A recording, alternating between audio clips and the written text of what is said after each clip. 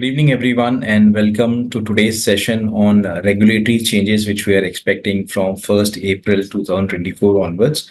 Uh, we at Edelweiss have created a document called the Distributor Handbook. This handbook is created considering the various changes and various aspect of operational aspect for transaction processing into mutual fund. And today we have tried to pull out some of the very important points from the handbook, and we created a small document to walk you through the whole audience to share some important changes which is going to happen from 1st April onwards. What are the do's and don'ts which partners, especially mutual fund distributors, should take care while reporting a transaction, while writing the details of their investors, while submitting the OTM mandate for SIPs, how the PAN validation going to happen, what is the KYC thing is going to happen from 1st April onwards. So I'll quickly share the presentation for today, and I'll walk you through with that. You all can post questions, and at the end of the session, I will take all the questions. So basically, what we have done, there are four important aspects currently, and which will be more important from 1st April onwards, which will go for some kind of change in terms of regulatory aspect or process aspect, which becomes very important for us to know, understand what impact it will bring. What are the things that we should make sure when we approach our client for filling their investment application forms and taking their profile information.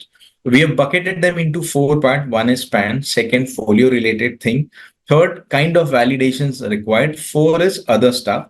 So I'll touch upon every topic and share the important points which is required for all of these things. And by the end of the session, I'm very sure we all can relate why these pointers have been placed in this way and why it has been explained upon.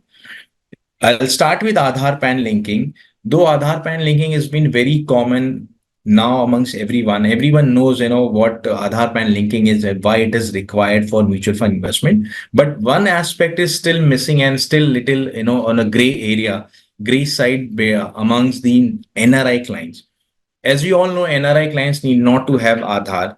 However, the understanding is because they do not need Aadhaar, their PAN is status appear as operative.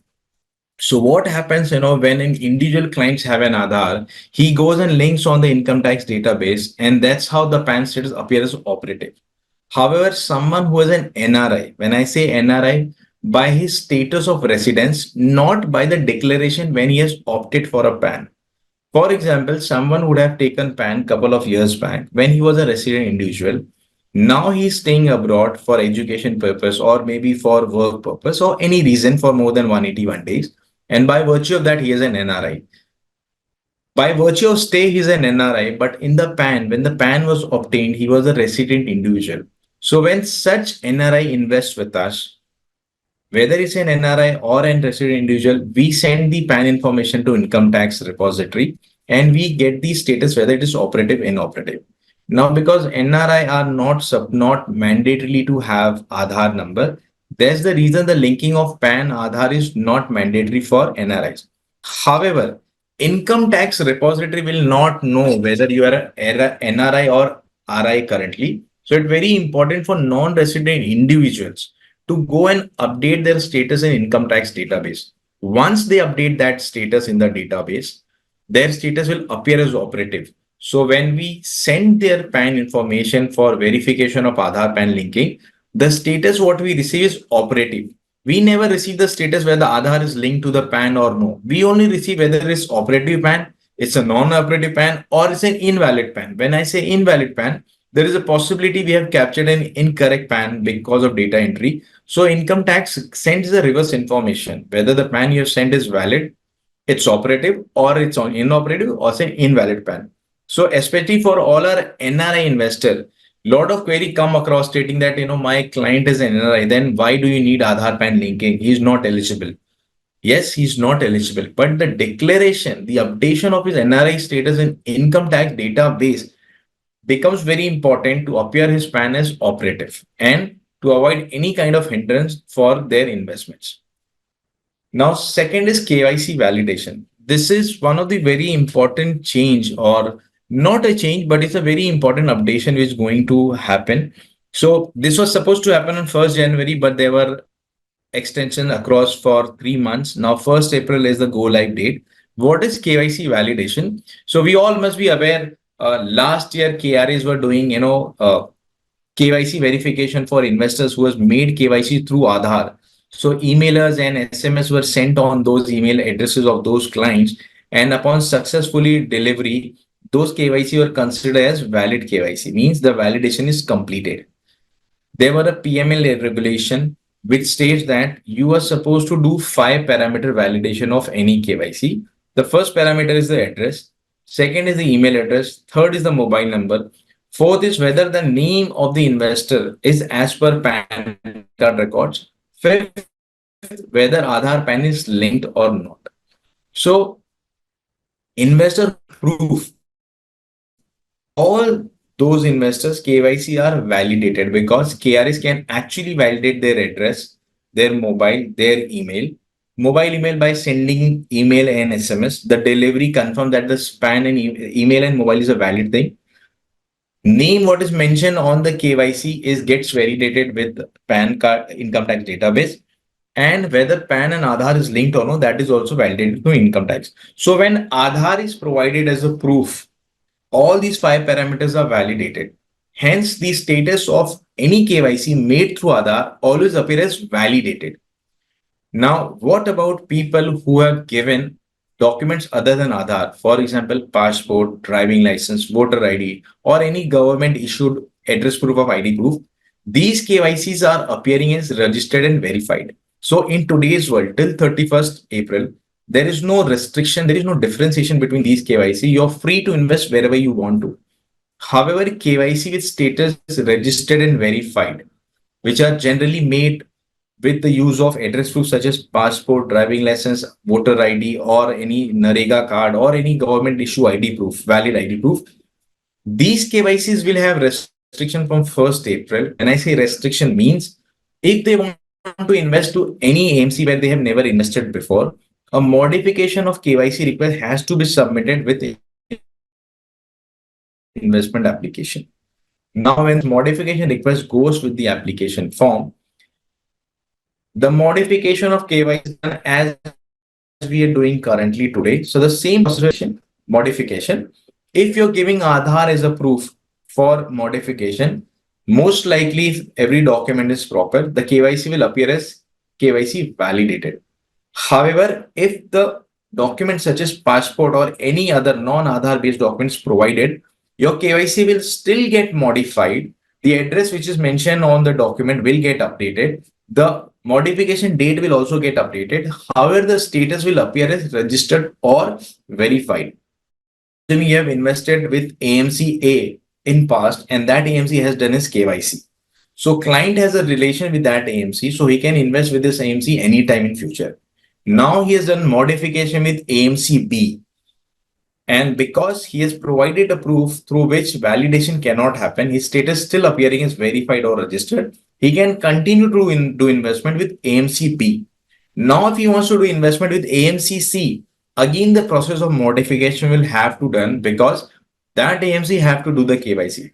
So this process of doing modification of KYC will continue till the KYC status appear as validated.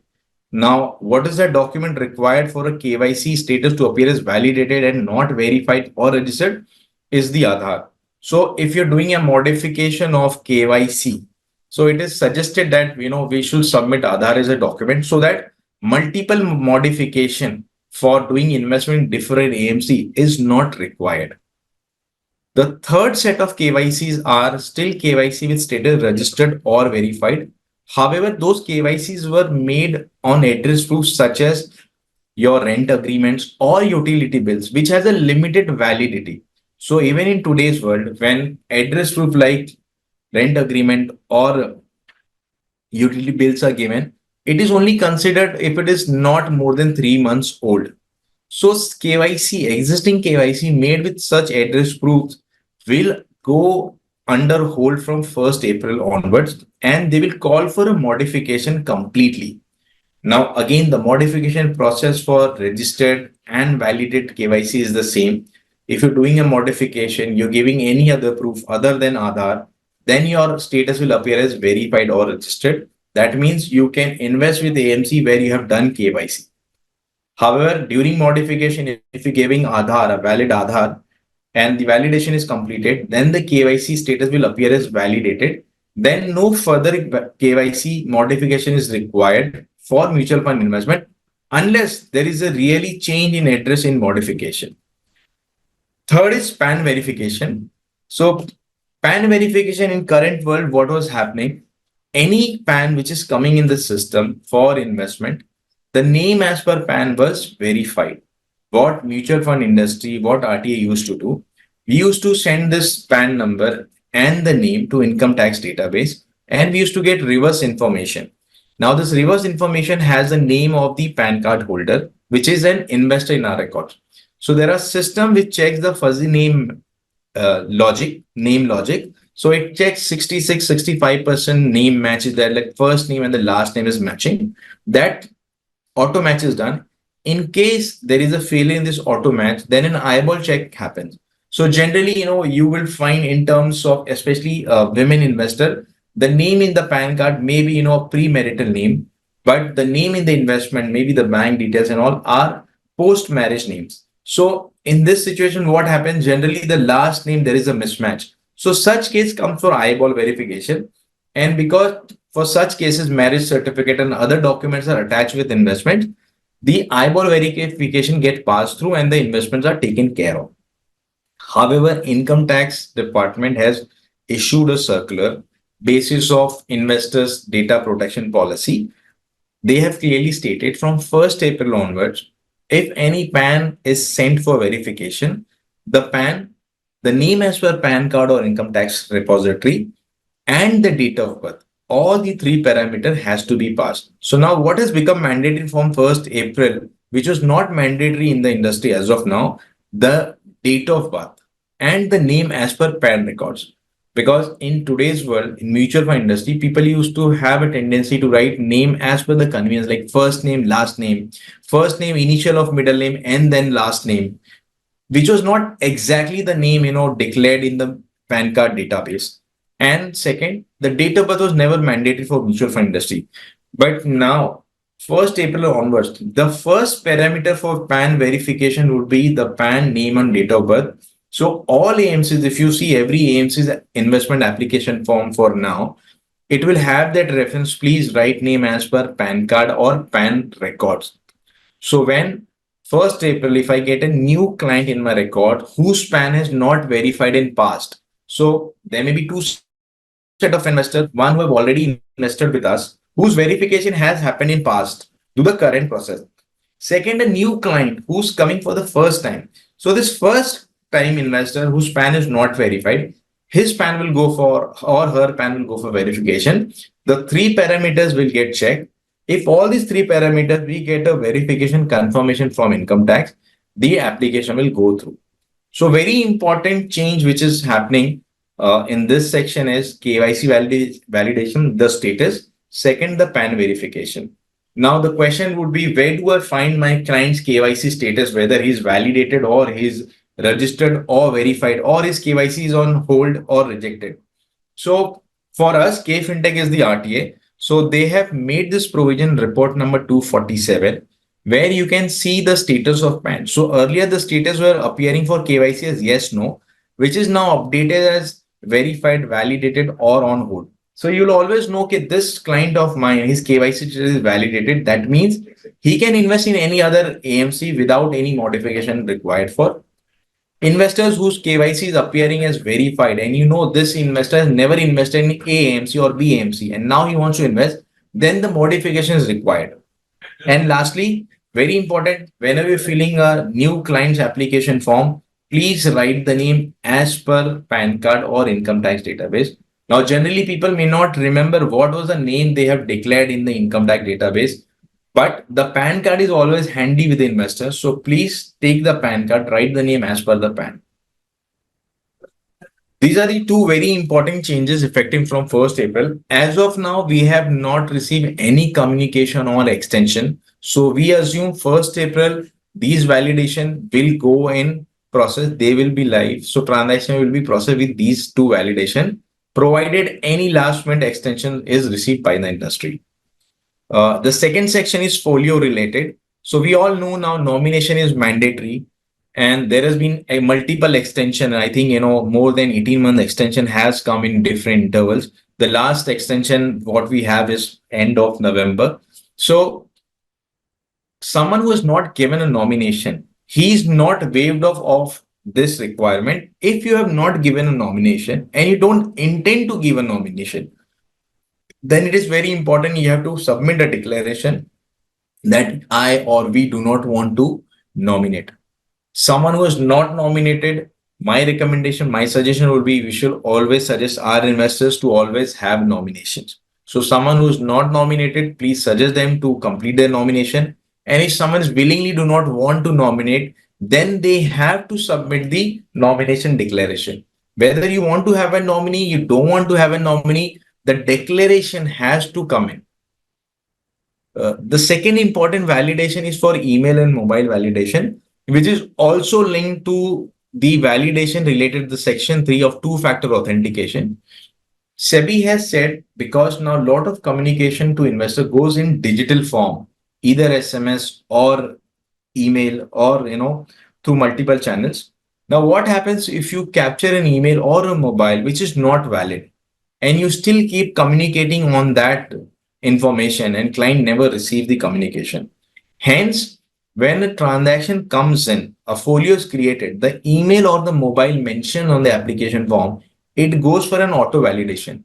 How it happens? The moment data entry is done in RTS system, an emailer and SMS sent on these email and mobile number.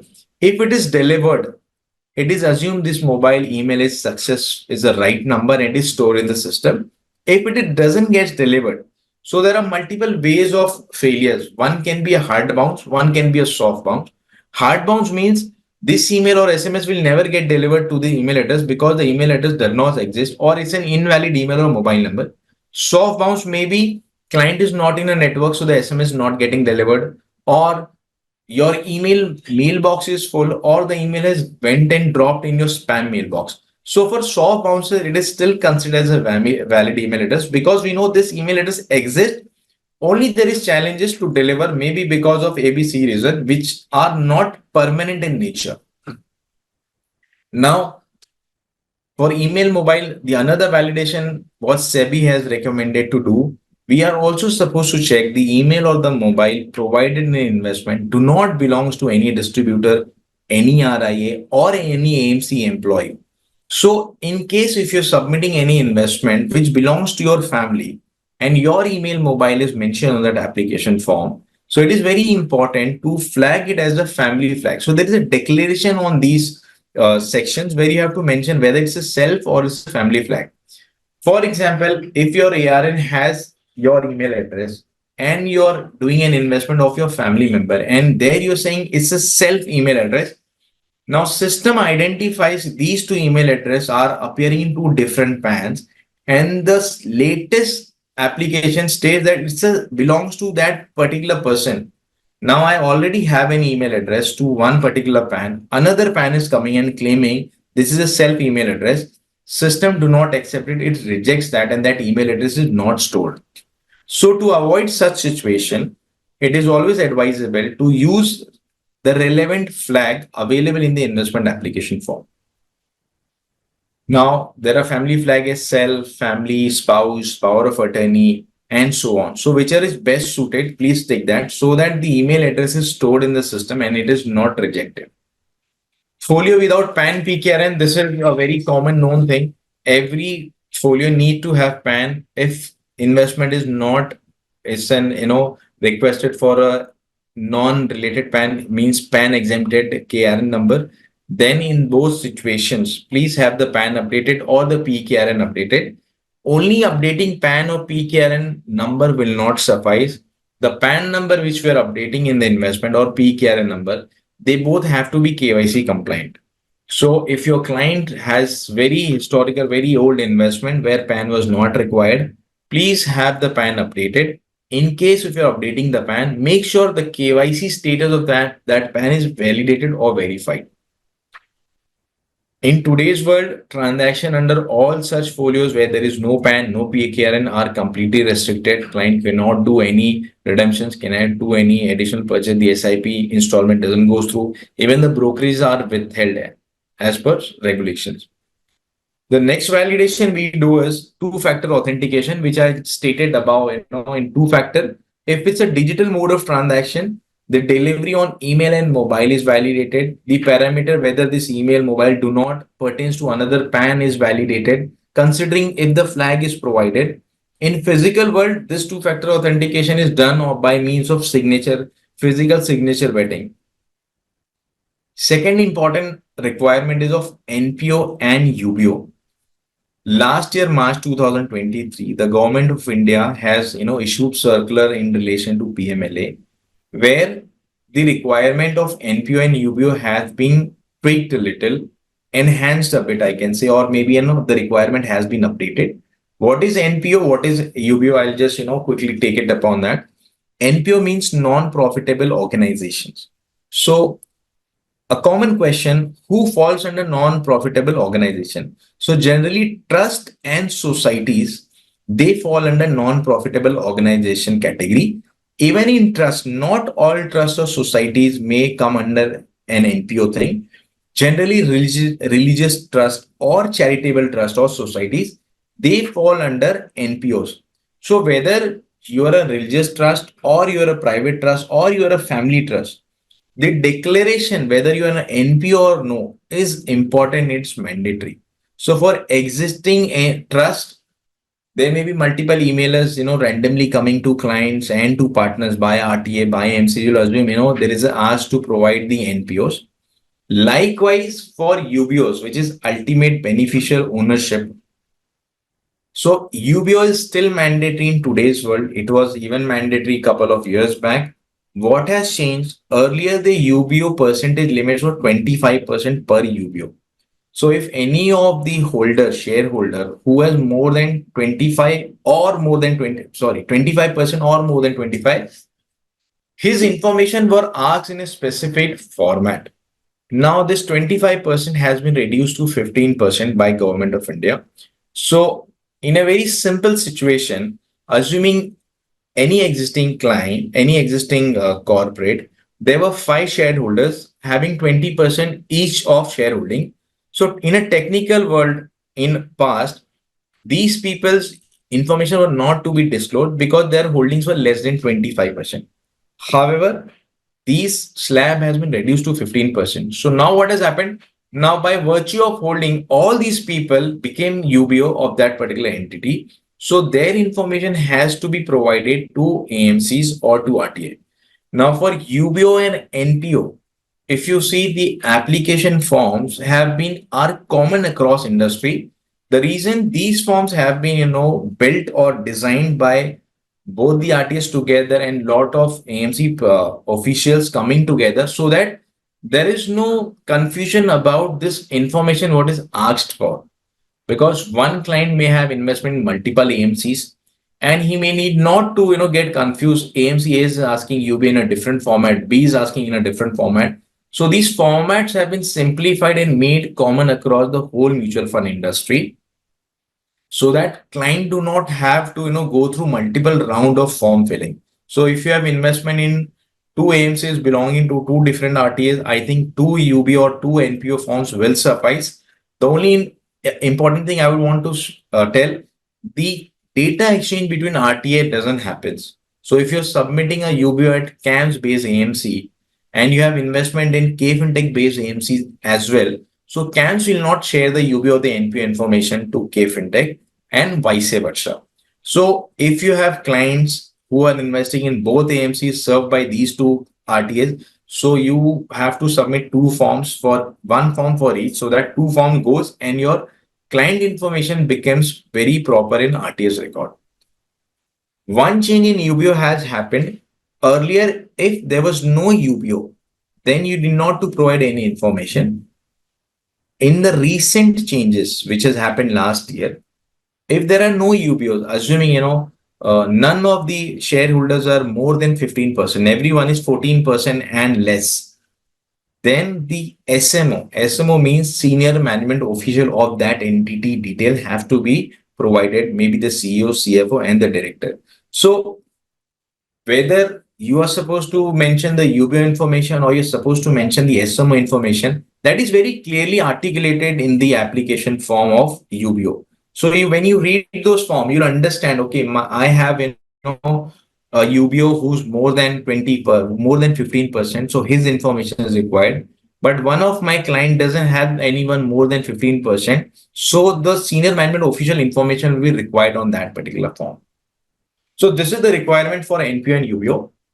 Moving ahead to one-time bank mandate validity. This is the most important change what we understand, what we feel, and we feel it's very important for all of the partners, the distributor fraternity to know.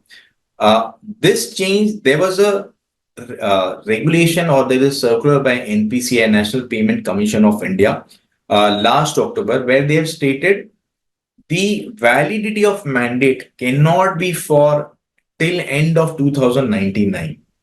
Why so? Because there was lot of data analysis done by RBI and NPCI where they say the mandate is registered till 2099, but there are no debits happening in the account.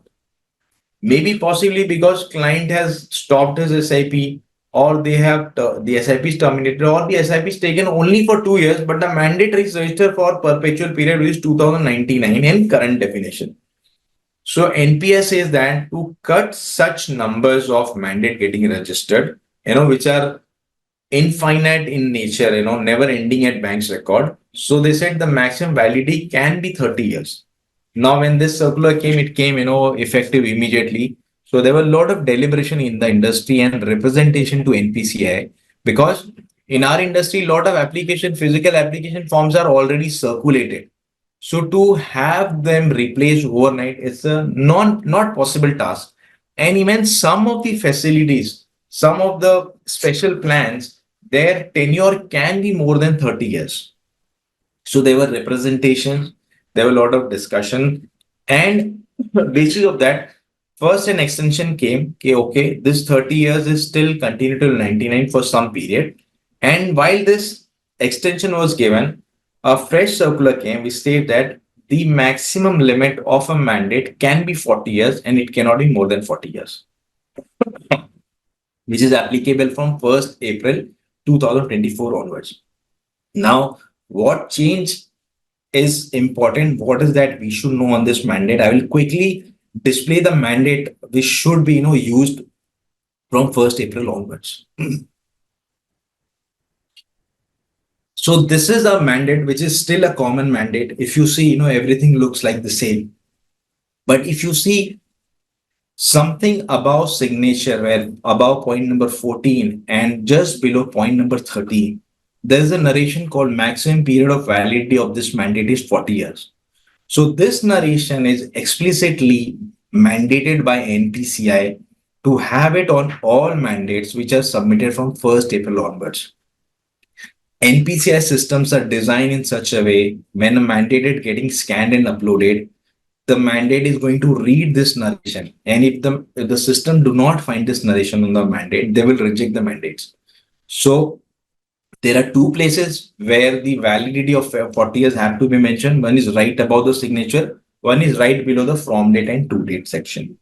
So if you want to ask, which is the mandate I should use, which is the mandate which will get through, without any rejection, which will have a higher probability of getting registered, then your mandate you should always see whether the mandate narration of 40 years validity is there on the mandate or not. And it is not allowed to write this narration through pens. It's a pre-printed narration on the auto debit mandate form. So my advice, my recommendation, suggestion would be we should stop using the existing mandates which do not have this narration, and we should collect and we should download, we should take all new mandate. I am very sure by now all AMCs have the new mandates updated on their website which have these narrations, so that when you submit any SIP, assuming you're submitting an SIP on coming Tuesday or tomorrow, the mandate goes for a couple of multiple checks at local ISCs and CAMPs or KFintech. Then it goes to their corporate office of RTA. They do data entry, they do registration. It goes to aggregator. Aggregator validates, does basic checks. Then it goes to NPCI. So this journey from getting submitted from investor, reaching out to NPCI takes 4 to 5 days actually. So any mandate getting submitted, with an old mandate probably next week, there is a very high possibility reaching to the NPCI desk post 1st April. Now, if it is reaches post 1st April, by default the system will reject this SIP. It will say, this is an old mandate. The mandate is not in a format which is allowed or approved. So my request, my recommendation, suggestion will be we should quickly replace all mandates what we have, and we should start using these mandates. If you have any mandate from any MC who did not have this declaration, please tell us to give us the latest mandate. Mandate for Edelweiss Asset Management Limited is already up on our website, so you can find new mandates over there. Now, 3 important dates on this mandate comes along with this circular.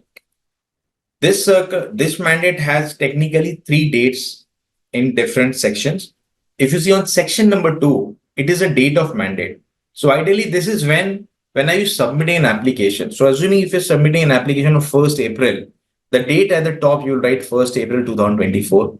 You want to start an SIP from 5th of May 2024 till 40 years. So the section number 13, the from date has to be 5th May 2024 and the highest limit can be 40 years. So even if a 1 month is extra written by any chance, NPCI system will read it, because when they'll record, it will calculate whether the start date and the end date is not more than 40 years.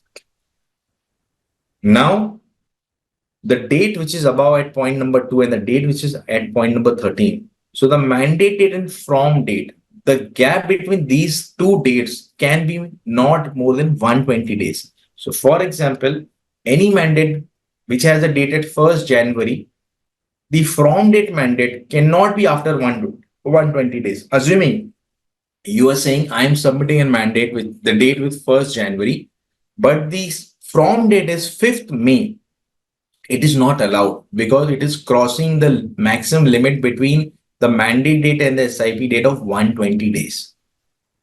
So someone can choose a future date of SIP, giving an SIP today and selecting a future date cannot be more than 120 days. Second, this mandate date at the point number 2, it cannot be a post-dated date. Just like post-date checks are not allowed, post-dated mandates are not allowed for registration. If you're giving an SIP on 1st April and the mandate date is written as 7th April, it will get rejected.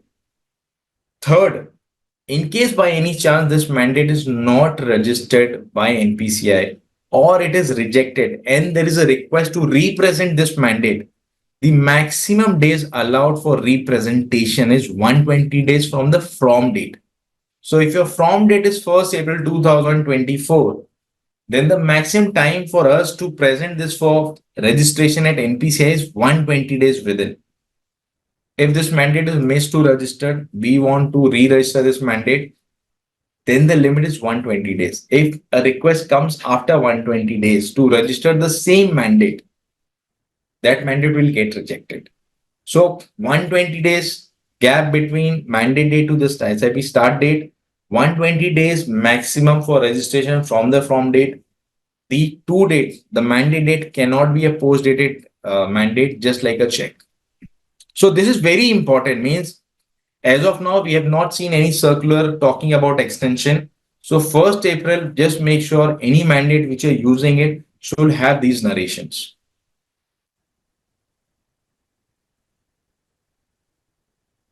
Before I move to the 4th and the last section, one important point I have missed to touch upon in KYC validation. When I say KYC validation, the 5 parameters of address, Aadhaar PAN linking, name as per PAN, email, mobile, this validation process is not applicable if your investor is an NRI and the status in KYC is NRI. Because NRI are not subject to mandatorily have Aadhaar, hence they provide any document. KRS cannot validate the address. So the validation process, the 5 parameters of address, mobile, email, that is not applicable for NRI. So if your investor is an NRI, his or her status in KYC is non-resident individual, and their KYC status is verified or registered, they are free to invest. They will not have any hindrance, or they do not have to do any modification in doing investment from 1st April onwards. This was one important point I had missed, so I thought I'll cover it up before I move to the next section. The last section of today's webinar is it's a very basic information, but it becomes very important for us to capture clients' correct information is the income slab. Earlier, before 2016, income slab were part of the KYC information. So whenever we were doing any client's KYC, there was an option for income slab. However, regulator says that when an investor invests in any AMC, the information of income should be updated in that AMC, not in KYC. Because some may do a 5,000 rupees SIP in AMC, but a 5 lakh purchase in another AMC and a 5 crore investment in another AMC. So every AMC should have the income slab information correctly of that particular investor. And it is also noted, client will do KYC once and no one will probably do a modification or updation of income slab. So there is a possibility a very dated income slab of investor is available in his investment profile. Hence, it was made mandatory. It moved from KYC to investment application form. So if you see every investment application form or every AMC, the income slab for all holders has been provided there. So my request, whenever you do any investment application, submit a form, please take the right income slab information of the investor. Second is TIN, the tax identification number and overseas address for NRI. So first is if your investor is an NRI, then his overseas address is mandatory on the application form. Second, if client says he is a tax resident other than India, means he is paying taxes in any other country, it may be any other country. If it is US, then there are two reporting happens annually. One is a FATCA reporting, one is a CRS reporting. So for US based client, FATCA is a very specific reporting required by US authorities. Any other countries, the whole of Europe, the whole of Middle East, the whole of Asia Pacific, all these countries come under CRS parameter of reporting. So if you're NRI client, he state I have a tax liability in Singapore, and he explicitly mentions on the application form, then the TIN number of Singapore becomes mandatory for him to report, because when client is explicitly saying he has a liability in other country, so he becomes a reportable record in CRS database. When his information is updated in CRS, the valid information is what is the TIN number, because with name that information cannot get updated. So if your client is an NRI address is important. And if that NRI investor is saying, yes, I have tax liability other than India, then the TIN number of that country is mandatory. There are clients who have tax liabilities in multiple countries. So they disclose those countries and they mention multiple tax identification numbers. Lastly, the IFSC code in the folio number. So there are still, forms and applications coming with non-core bank account, those small date account numbers, 4-date, 5-date account numbers. So the challenge with such account number is we are not able to remit funds online, nor we are able to do validation of those account number, whether the account number captured by us is the correct account number, it belongs to the right client or no. That validation cannot happen. So for that, SEBI has very clearly stated non-core banking account numbers without IFSC code application should be rejected. It should not be stored. If you give us a core banking account number and folio IFSC code, the third party validation, the account number valid validation, whether this account number is actually right or no, or RTA or AMC has not done any data entry error, all those validation happen at the time of folio creation. So it becomes very important to have these IFSC code. And for us to remit redemptions or dividends online, IFSC code is a mandatory field. So in case if there is no IFSC code, a core banking account number is provided without IFSC code, there are very high chances application will get rejected. If a non-core banking account number is provided with IFSC code, there are chances it will get rejected. So investment application form with core banking account numbers and IFSC code is mandatory. So these were some very important aspects we wanted to cover, and most of the things you will see are getting live from 1st April, because as of now we haven't seen any extension around these. Now, these information have been extracted from our mutual fund handbook, which we have created for partners. So our mutual fund handbook is an open domain document which is created in the interest of the distributor fraternity. It is bucketed into three ways. The first is it talks about all regulatory aspect, all regulatory requirement for a mutual fund investment, which is standard for all AMCs, just not for Edelweiss, just not for K Fintech AMCs, but across for everyone. The second section of the mutual fund handbook is very specifically made for what are the services offered by our RTA, which is K Fintech. So K Fintech is RTA for another 23 AMCs. So what are the offerings they have? The DIT platforms, the various mailback reports. What are the important mailback report an IFA or a distributor should actually look upon?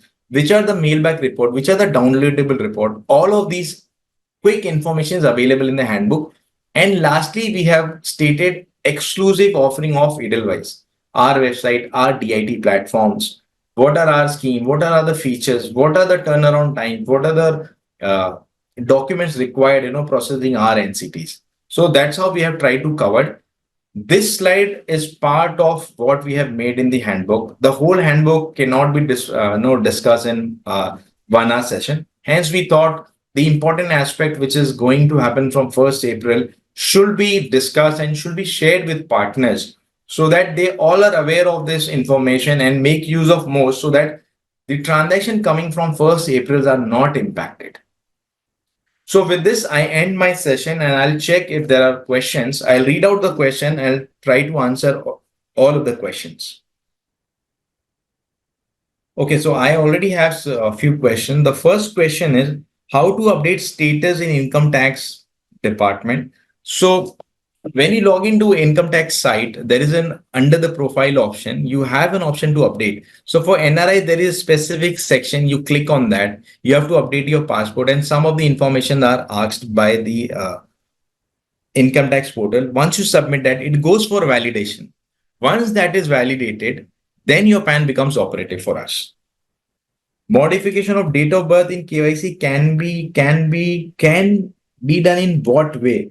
If there is a modification in date of birth, then relative proof like date of birth or the passport copy has to be provided with KYC modification document.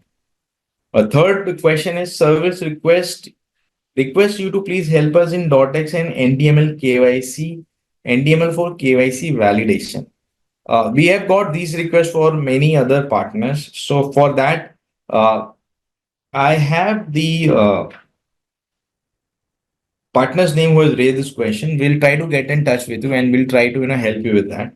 The next question is SIP mandate will reject if the expiry mandate is 2099. So all existing registered mandate, they will not have any impact. Any new mandate coming from 1st April, their validity is only for 40 years. So if you have already registered a mandate for 2099 and the SIP period is also for 2099, it will continue without any hindrance, without any avoidance. Next question is, has ICICI AMC considered that if nomination is not updated in folio, it will automatically updated nominees opt out for that particular folio? As per my understanding, there is an explicit consent required from the investor. That's why the declaration provided by SEBI, it says whether you want to wish or you do not want to wish, you have to explain that. So this option of ICICI, I will not be able to comment, but as far as the regulations concerned, it talks about an explicit consent from the investor. The next question is, if distributor himself is investing, then which flag he will use for email ID and mobile in the folio? Then if you're an IFA or if you have a proprietary investment, your PAN number, the PAN in the investment the same, then the flag you should select as self. Because what system checks this email address in this particular PAN number, does it belongs to any other PAN number or no? In your case, the question what you have asked, in both the case, the PAN numbers are the same. So there will not be any rejection. You just have to take as self.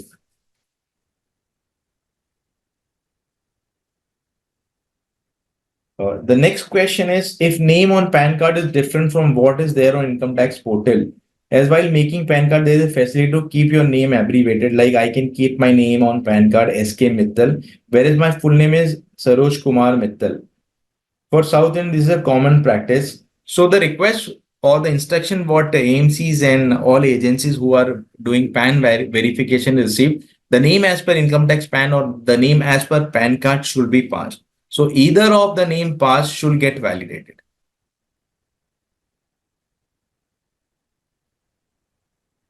Okay, next question is please use Hindi as our most of the start attending. Please use Hindi. Okay so अगला question है, मैं उसका answer Hindi में ही answer करने की कोशिश करूंगा. मैं क्वेश्चन इंग्लिश में रीड करता हूं बट आंसर मैं जरूर हिंदी में दूंगा. The question is please advise about the mandate done 2 year back in which the max auto printed mandate was 2099. First question. Second is client is submitted passport और other document time of KYC only modification.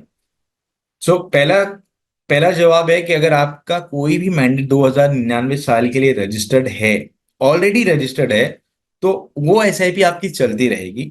आप कोई भी नई SIP नए mandate के साथ 40 साल से ज्यादा के लिए नहीं दे सकते, क्योंकि वो मैंडेट अगर बैंक में जाएगा रजिस्ट्रेशन के लिए तो एनपीसीआई उसको रिजेक्ट कर देगा. वो बोलेगा कि मैक्सिमम लिमिट 40 साल की है, उससे ज्यादा की नहीं है. दूसरा सवाल कि अगर पासपोर्ट दिया हुआ है केवाईसी करने के लिए तो मॉडिफिकेशन की जरूरत है या नहीं. आपने अगर पासपोर्ट दिया होगा तो आपका केवाईसी स्टेटस वेरीफाइड या रजिस्टर्ड दिखेगा. इस केस में अगर आपको किसी ऐसे एमसी में इन्वेस्ट करना जहां पहले आपने नहीं किया है तो मॉडिफिकेशन की जरूरत पड़ेगी. अगर मॉडिफिकेशन में आपने वापस पासपोर्ट दिया तो स्टेटस फिर से वेरीफाइड और रजिस्ट्रेशन दिखेगा. उसी एमसी में आप इन्वेस्ट कर सकते हैं जहां आपने मॉडिफिकेशन किया है. अगर आपने आधार दिया होगा तो मोस्ट चांसेस है आपका स्टेटस वैलिडेटेड हो जाएगा. अगर वैलिडेटेड हुआ तो आपको वापस से मॉडिफिकेशन की जरूरत नहीं है अगर आप कहीं और इन्वेस्ट कर रहे हो. तीसरा सवाल है if ARN holder has done investment with the respective family members as joint holder online, how can one do a flag off to ensure that his name do not get excluded automatically from primary holder. किसी का नाम investment में से नहीं निकलता है, निकलता है तो ईमेल और मोबाइल अगर रॉन्ग फैमिली फ्लैग दिया है. अगर आपको ऐसा लगता है आपने पहले आपकी किसी फैमिली में आपका पर्सनल ईमेल एड्रेस दे दिया और अब आप खुद इन्वेस्ट कर रहे हैं, तो सिंपल सा फंडा है, आप आपके जो पुराना फैमिली फोलियो है उसमें आप फैमिली फ्लैग अपडेट कर दें. फिजिकल फॉर्म्स अवेलेबल हैं आरटीए के वेबसाइट पे, एमसीज के वेबसाइट पे. और आपका जो इन्वेस्टमेंट है आप उसमें सेल्फ कर सकते हैं, या आपको अगर कन्वीनियंट लगे, आपको ऐसा लगे कि मैं पुराने फोलियो में अब जाके चेंज कराऊं, इससे बेहतर है मैं इसी में फ्लैग अपडेट कर दूं, तो आप फैमिली फ्लैग अपडेट करके इन्वेस्टमेंट कर सकते हैं. अगला क्वेश्चन है for NRI on merchant navy how to provide overseas address. So merchant navies they have OCI, I think they have a continued discharge certificate. उसके ऊपर उनका जो एड्रेस होता है वो आप लिख सकते हैं, और वो सीडीसी एड्रेस जनरली उनकी जो कंपनी होती है उसका होता है. How to update date of birth in folio. अगर डेट ऑफ बर्थ अपडेट कराना, आप कोई भी valid proof date of birth का दे सकते हो, या तो बर्थ सर्टिफिकेट या तो पासपोर्ट जिसके ऊपर डेट ऑफ बर्थ लिखी हो, जिसपे नाम लिखा हो. उससे वेरिफिकेशन होकर आपका डेट ऑफ बर्थ अपडेट हो जाएगा. In case anyone wants me to respond in English also for the same question, अगर किसी को चाहिए कि मैं इंग्लिश में भी एक ही सवाल का जवाब दूं, प्लीज क्वेश्चन में पोस्ट कर दीजिए. मैं हर आंसर इंग्लिश और हिंदी में दोनों में दे दूंगा. Next question is please confirm regarding from date of SIP. Okay, so I will quickly again display my screen and I'll try to show the OTM mandate once again.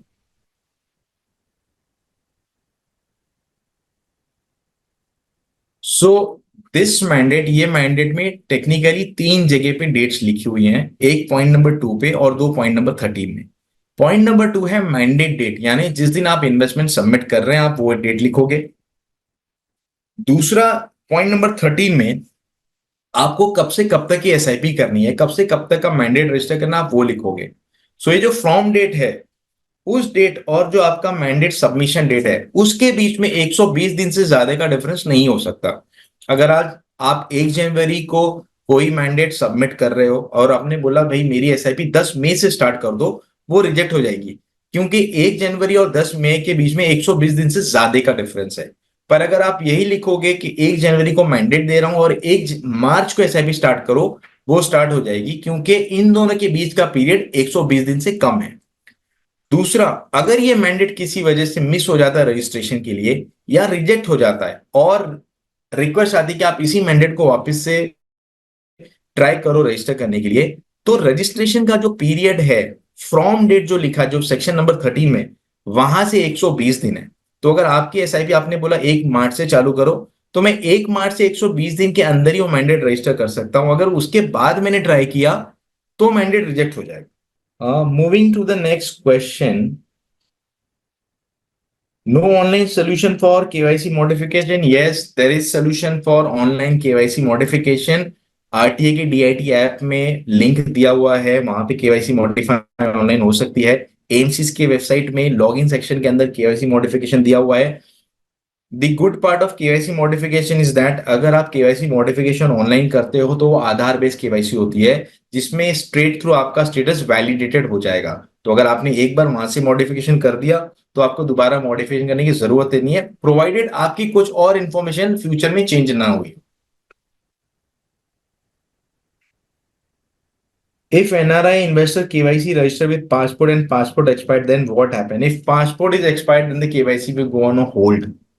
So जो भी document आप दे रहे हैं वो document valid होना चाहिए। अगर आपका कोई डॉक्यूमेंट इनवैलिड हो गया तो there is a high possibility वो डेटा वेरिफिकेशन में आ जाता है, तो उसका स्टेटस होल्ड पे चला जाएगा। बिकॉज उसका मतलब ये है कि आपकी जो केवाईसी के डॉक्यूमेंट देते हैं वो डॉक्यूमेंट अब इनवैलिड हो गए हैं, आप नया डॉक्यूमेंट सबमिट करो ताकि आपकी केवाईसी अपडेट हो जाए। सी केवाईसी का बहुत सिंपल सा फंडा है, नो योर क्लाइंट कस्टमर। तो सर अगर हमको क्लाइंट की इंफॉर्मेशन जाननी है तो हमको हमेशा उसकी अपडेटेड इंफॉर्मेशन या जो इंफॉर्मेशन वो दे रहा है वो वैलिड पीरियड की होनी चाहिए। So पूरा फंडा of KYC is this.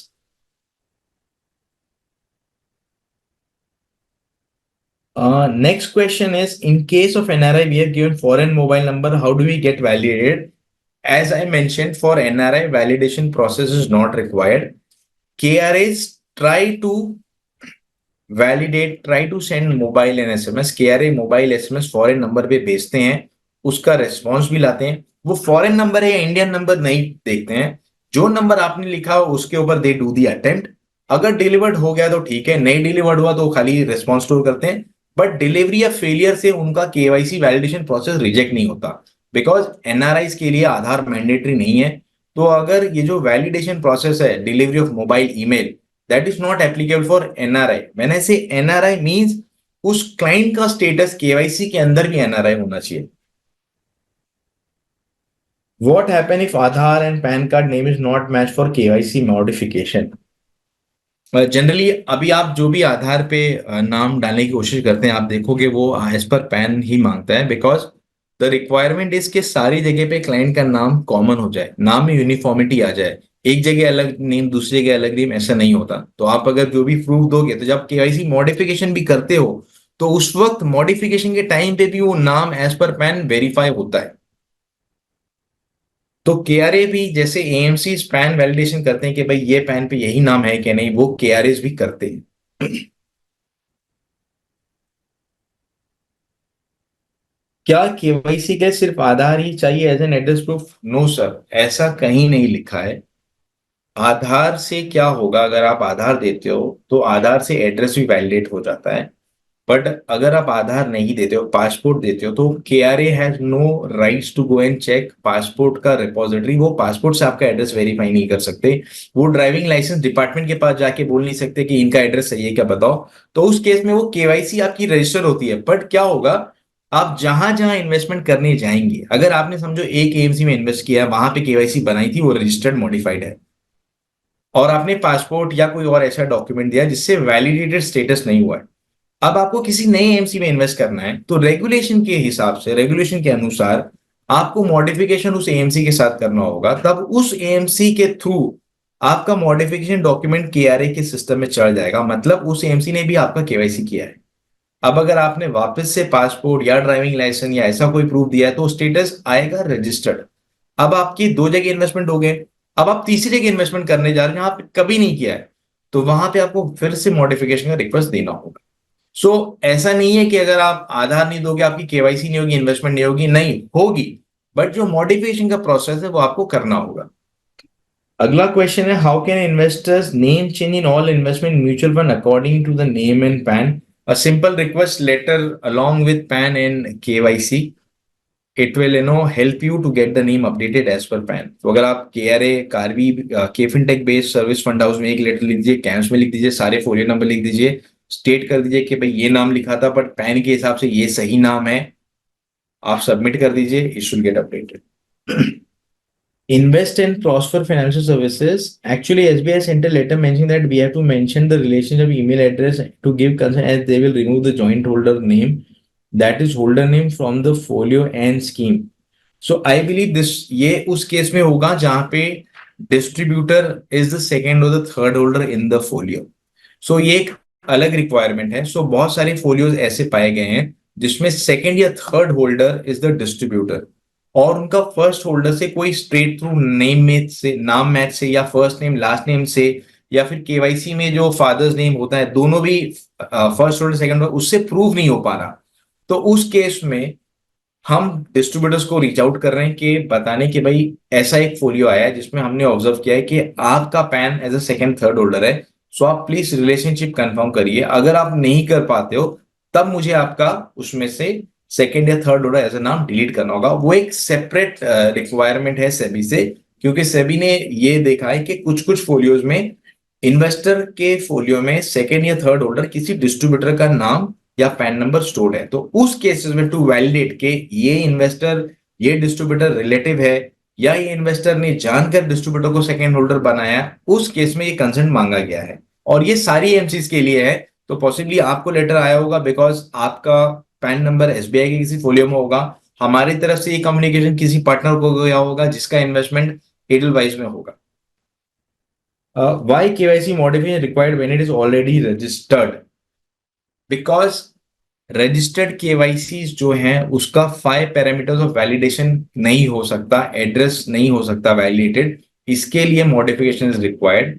And her bar modification means वो पर्टिकुलर एएमसीज के पास उस क्लाइंट के लेटेस्ट डॉक्यूमेंट्स आए हुए हैं, क्लाइंट ने खुद से दिया हुआ है. So it is a genuine client, it is a known client. He is providing his information, he is showing his interest to do investment and disclose his information in KYC protocols. If IFA mobile number is registered with AMFI and the same mobile number is using for MF self investment, then which flag he should use? Self flag should be used. If you find the self flag is not helping, then you should very smartly use the family flag. Very simple. Do we have detailed solution for all these updates like date of birth, email? With so many regulations, why don't we have a digital solution till now for KYC modification? Yes, KYC modification, there is a digital solution. There is no restriction on you cannot do a digital modification of KYC. Almost all AMC have provided, modified KYC under their login section. RTA is also provided. So the question of asking whether there is some digital modification option available, yes, it's very much available. If KYC has been registered with passport showing as registered, can we modify KYC again with Aadhaar card? Yes, of course, you can do KYC modification. There is no restriction in modification. In very simple terms, for example, if I had given my passport having Delhi address today, and now I have moved to Bombay, where I have updated my address in Aadhaar as Mumbai, and if I'm giving a modification so that my Mumbai address gets updated, and I have submitted an Aadhaar, it is well welcomed, it is well accepted, and the KYC will get modified. Can you please share those modification links? As I mentioned, the links are available in all AMC's login section. If the investor logins into his profile, he can see there is an option for modification. For RT apps, under the DIT apps, these links are available. So just hover around the DIT app or the DIT platform of RTS, you will find this modification links available. Someone says, but after doing modification camps, no update is showing in CVL. CVL, the modification, okay. So every KRA have their website and you can check the status on those website. CVL KRA displays the information of KRS, all KRS. So if, for example, if you've done a KYC in NDML and you're trying to look it on CDSL's CVL KRS portal, it will display, but it will display which particular RTA it is updated. In some cases, if the information is not being displayed on CVL KRA, that means CVL KRA is not able to pull the information for that moment or for that PAN. But you can anyways check and go on those KRA's website where you have given the modification. Just because the PAN not appearing on CDSL website doesn't mean the modification of the KYC is not done. it is important to check which particular KRAs you have used for doing the modification. So the real-time information of any KYC modification first hand will be available in that KRA system. Next question is, if we need to change the email and mobile number in existing registered KYC, can we do it online? Yes, you can do very much online. That option is available. SBI has sent letter mentioning that we have to mention email ID, give consent. ये question मैंने already answer कर लिया है. ये letter उन distributors को आया होगा जिस डिस्ट्रीब्यूटर का पैन किसी इन्वेस्टर के इन्वेस्टमेंट में पाया गया है और एएमसी फर्स्ट होल्डर और डिस्ट्रीब्यूटर के बीच में कोई रिलेशन सर्टन नहीं कर पाई, जैसे कि डिस्ट्रीब्यूटर का लास्ट नेम इन्वेस्टर का लास्ट नेम सेम नहीं है. केवाईसी रिकॉर्ड्स में इन्वेस्टर के जो मदर्स नेम पेरेंट्स नेम होते हैं और जो डिस्ट्रीब्यूटर के अगर केवाईसी में मदर्स नेम पेरेंट उनका कोई भी मैच नहीं हो रहा है, यानी ये दोनों दो अलग लोग हैं, उस केस में आपको ये लेटर आया होगा कि आप क्लाइंट से कंसेंट ले लीजिए ताकि क्लाइंट को पता हो कि मेरे इन्वेस्टमेंट में इस डिस्ट्रीब्यूटर को सेकंड या थर्ड होल्डर मैंने बनाया है. और अगर आप वो कंसेंट नहीं दे पाते हैं तो उस केस में सेकंड या थर्ड होल्डर का नाम निकल जाएगा. Can I get this PPT? More than this PPT, we can share you the mutual fund handbook. It's available in the public domain. It's available on a DIT platform. I can ask my colleagues from Delhi team can share with you. And this section, what I have explained, is very much available on our mutual fund handbook. And mutual fund handbook has a lot more information other than this. So I suggest you can refer the mutual fund handbook. Everything mentioned here is part of mutual fund handbook. Can a PIO, a foreign-based Indian resident, invest in India? Yes, he can very much invest in India. So there are two types of NRIs. Someone who's a resident Indian, but he is staying abroad for more than 181 days. By virtue of the stay, he becomes an NRI. There are people who are resident of foreign country, but they have roots in India, means their parents or their forefathers or the grandparents are from India. Those people approaches to the embassy and then they take a overseas citizenship card. So they are OCI holders. So both these people come under NRI category. They can do the KYC. They need to submit passport, OCI card, foreign address proof, KYC application form, open NRE or NRO account, and then they can very much invest in mutual funds. The next question says about KYC के लिए address proof कौन से documents valid हैं? Aadhaar, driving licence, passport, NREGA card, कोई दूसरा card जो आपको government ने ऑफिशियल ने अलॉट किया है, वो सारे कार्ड्स वैलिड हैं. केवाईसी फॉर्म्स के पीछे भी लिखा हुआ है कौन कौन से प्रूफ ऑफ एड्रेस और कौन कौन से डॉक्यूमेंट प्रूफ ऑफ आइडेंटिटी के लिए माने गए हैं.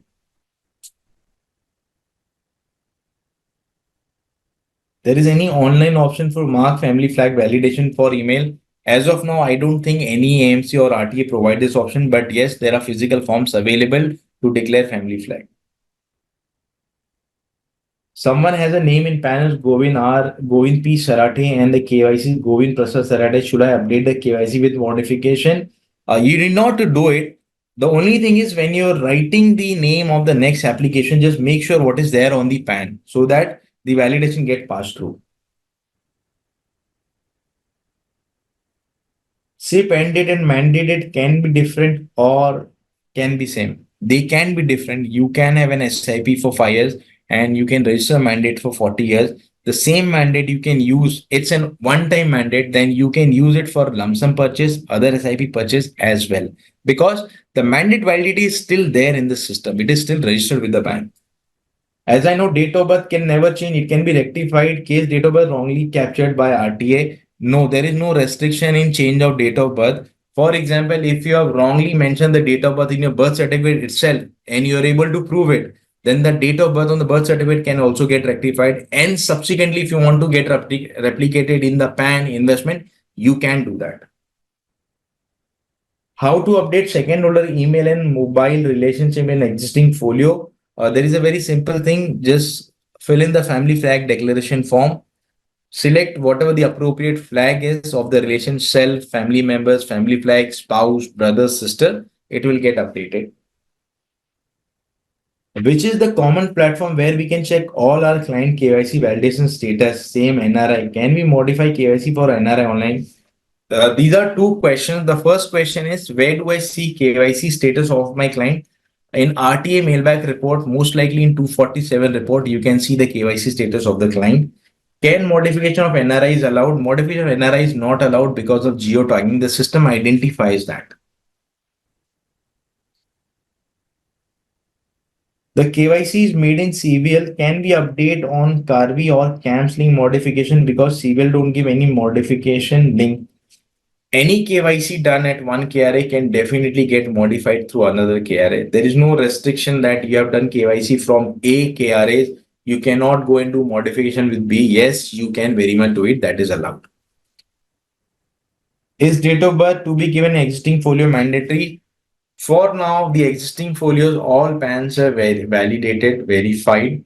But if you want the date of birth to be updated, you can very much give a NCT form, non-commercial transaction form, and have the date of birth updated.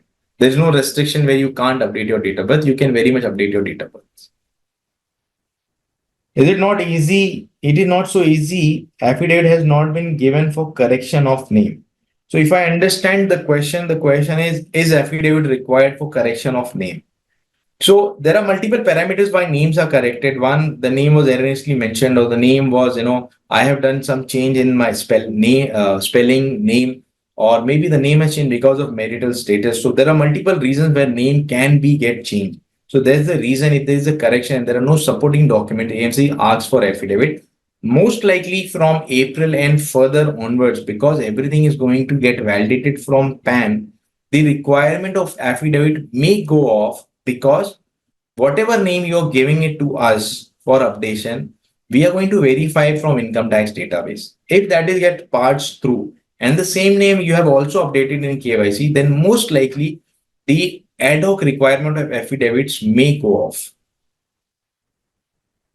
Sir SIP perpetual से 40 share क्यों कर दी गई है?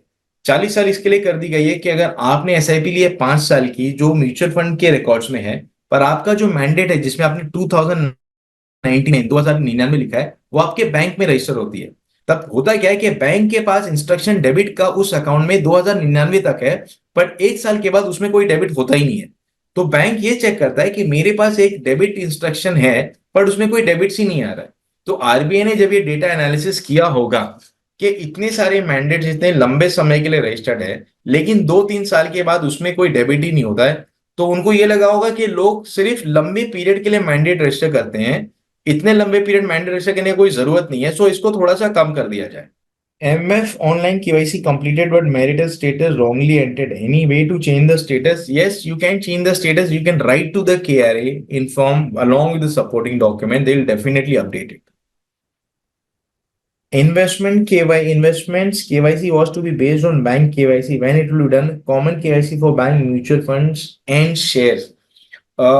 Sir इस topic के ऊपर I think last week minister of finance ने वापस से I think they have started discussion of doing a common KYC, but ये कभी तक होगी I don't have a concrete answer, because इसमें काफी सारी एस्पेक्ट्स हैं। जैसे बैंक्स का केवाईसी में आप अगर देखोगे, बैंक्स में पैन नंबर, सी केवाईसी में पैन नंबर मैंडेटरी नहीं है देने के लिए, बट म्यूचुअल फंड में मैंडेटरी हो जाता है।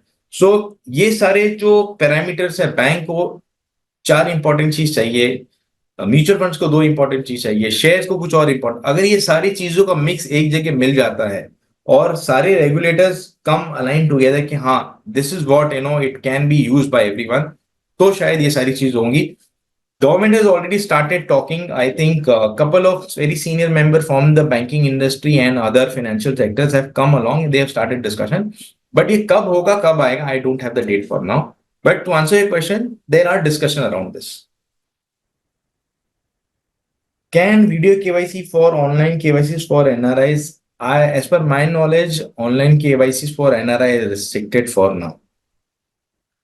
Do we need to update KYC if name is not same in PAN and folios?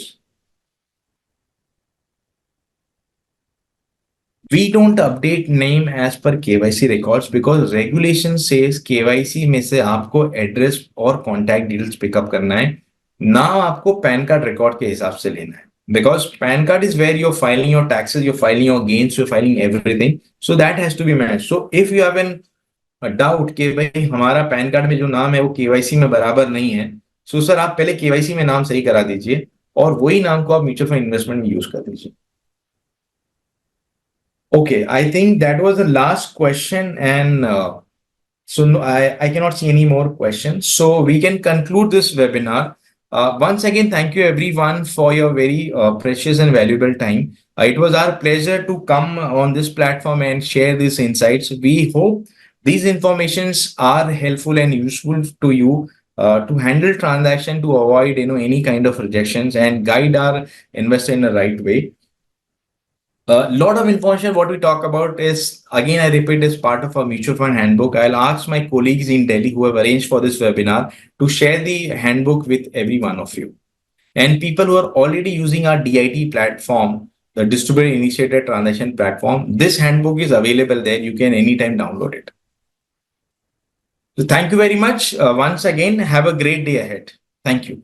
Mutual fund investments are subject to market risks. Read all scheme-related documents carefully.